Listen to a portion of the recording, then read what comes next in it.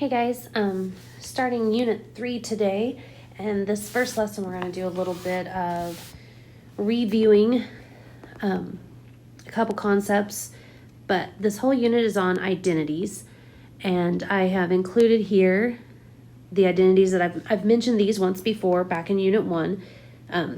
We're going to hit them really hard in this unit. So knowing our reciprocal identities, quotients, and Pythagorean.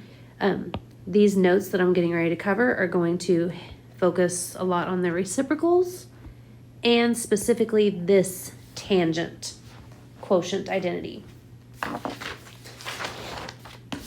Okay. Ooh,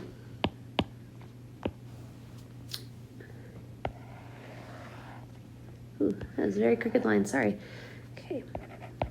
Hopefully you remember this. All students take calculus, and remember that stands for, in quadrant 1, all three of the main trig functions, sine, cosine, and tangent, are positive. Quadrant 2, S, stands for sine. Sine is the only one of the three big ones that is positive.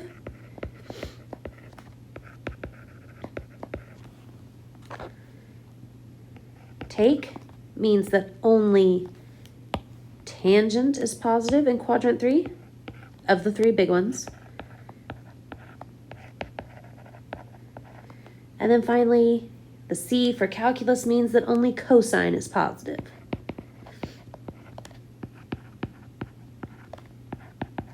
And why I keep saying of the three big ones, because our reciprocal identities, if sine is positive in quadrant 2, then its reciprocal is also positive. Cosine is negative in quadrant 2, so its reciprocal, secant, is also negative. Okay, so the reciprocal identities mimic what the originals do. Okay.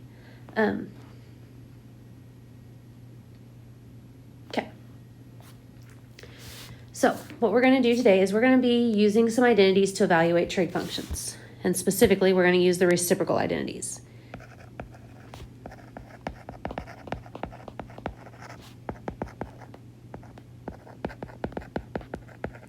Okay, so we're going to use the reciprocal identities to find unknown trig values,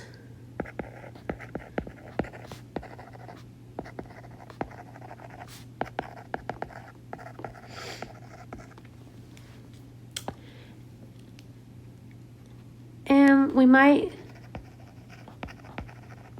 have to draw a triangle. Okay, and I've got a couple examples where drawing a triangle would help. Or we may have to use the quotient identity that tangent is equal to sine over cosine. Okay, and I've got an example here today that'll show you that as well. Okay, so for our first example, sine of x equals the square root of 3 over 2 and cosine equals negative 1/2. With these two trig functions, I have enough information to answer the four remaining trig functions. Okay, let's start out with, if I'm told sine, I can find its reciprocal, cosecant, by taking what sine is and flipping it over. However, you all know that I'm not going to let you leave a square root in the denominator. We have to rationalize, so we end up with 2 square roots of 3 over 3.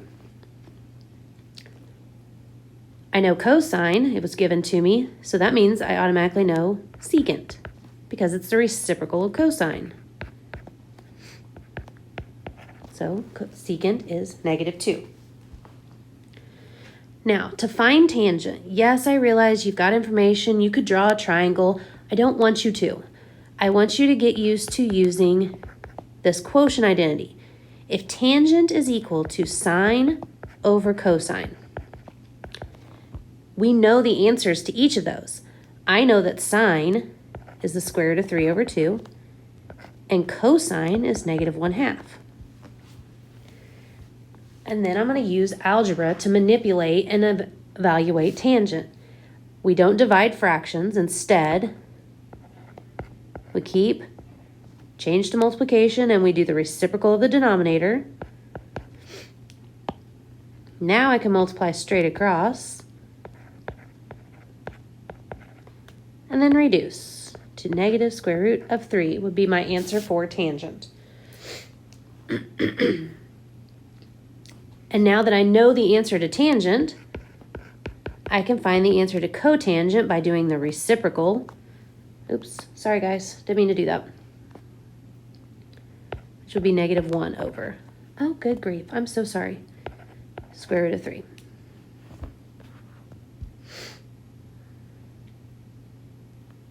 But again, am I going to let you leave a square root in the denominator? So we get negative square root of 3 over 3. Okay. Now, I'm going to make a little side note, not to do with this problem, but if I tell you that tangent equals 2, and sine equals square root of 3 over 2. If you need to find cosine, think about the identity for tangent. Tangent is equal to sine over cosine. We know the answer to tangent. We know what sine is. Over cosine, I don't know what that is. That would be like a variable, maybe x. And then could you work backwards to solve for x? This may be helpful on a homework question. Okay, now part B. These we actually already did once before. We did a couple of these on our Unit 1 and on our Unit 1 test. I only gave you one piece of information. I only told you tangent, but I told you that sine is negative. So when we had this, I encouraged you to think about the units or the quadrants and ask yourself, when is sine negative? Well, sine is negative in 3 and 4. So these two quadrants are off limits because sine has to be negative because I'm told that it has to be negative. But now look here at tangent. Tangent is equal to positive 2. Of these two remaining quadrants, which one is tangent positive in? That would be quadrant 3. And I had you draw a triangle. Theta always at the center, and then we are going to fill in what we know. Okay, I don't know much. Tangent, if I turn that into a fraction, is 2 over 1. So yes, I have the identity that tangent equals sine over cosine. I know that. But I've created a triangle now. So tangent is also equal to, we have a relationship between side lengths that tangent is equal to, which is opposite over adjacent. So that means 2 is my opposite.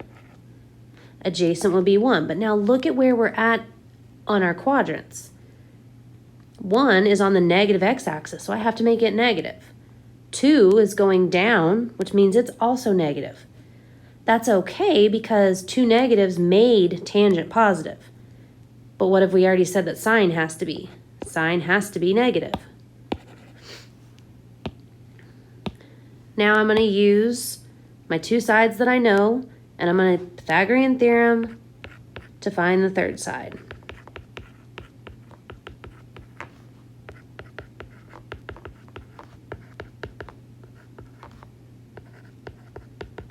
So I get that c is equal to the square root of 5. Now I have enough information to answer my triangle. I know I was already told tangent. Cotangent is the reciprocal, so that'd be 1/2. Sine of theta, I'm going to use my triangle to answer. Opposite over hypotenuse. And then I have to rationalize.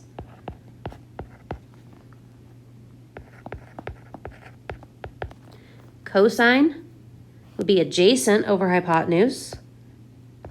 And then don't forget to rationalize.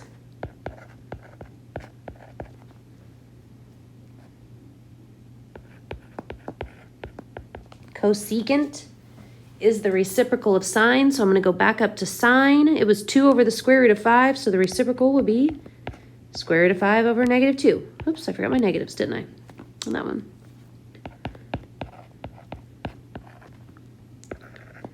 And then secant would be the reciprocal of cosine. So that would be negative square root of 5 over 1, which would just be negative square root of 5.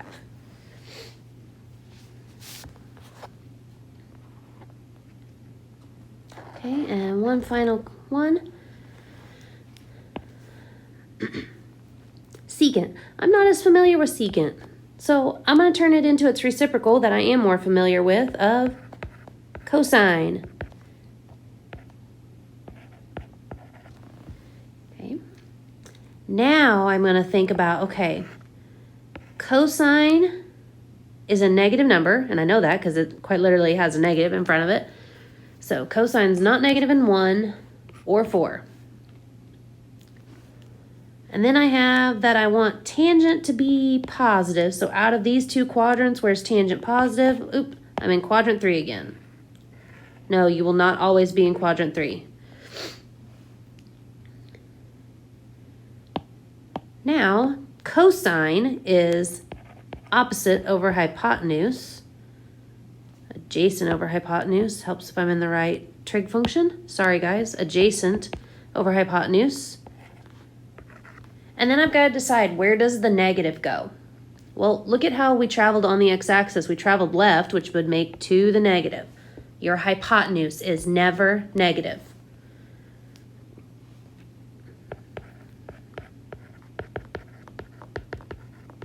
And do Pythagorean theorem to find the third side of my triangle.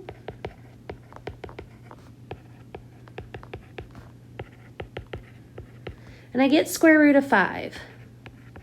But look at where this line is at. It's going down, so I have to make it negative. Then I can finish answering. I've already got secant. I found cosine. Let's find sine. Will be opposite over hypotenuse.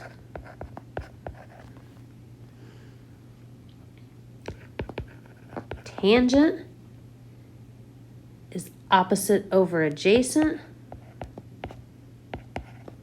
So 2 negatives end up making a positive. We need cosecant.